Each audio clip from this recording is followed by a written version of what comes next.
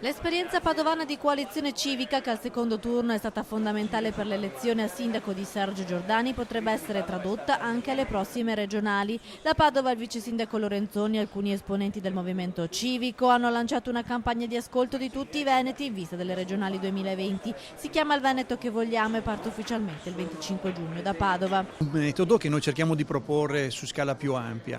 Stiamo cercando di capire nel Veneto se ci sia la disponibilità a lavorare insieme per un progetto civico che si concentri su dei contenuti. Per noi è importante che la Regione faccia un ragionamento su una serie di temi importanti per lo sviluppo della Regione e per il benessere dei cittadini.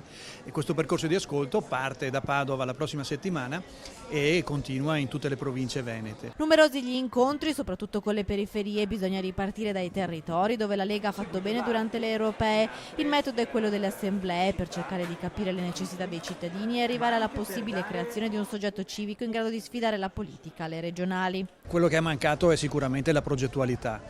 I territori, così come li abbiamo sentiti, hanno desiderio di trovare appunto la possibilità di confrontarsi, la possibilità di portare al centro i bisogni delle persone, i bisogni delle imprese. Coalizione civica dunque potrebbe arrivare alle regionali con un suo candidato. Il vice sindaco padovano Lorenzoni esclude però di essere lui il prescelto. Arturo Lorenzoni è a Palazzo Moroni, ha avuto un mandato dai cittadini che intende rispettare, in questo momento non è assolutamente in discussione, c'è un clima in giunta che è assolutamente piacevole e costruttivo e non ho intenzione di modificare la mia posizione assolutamente.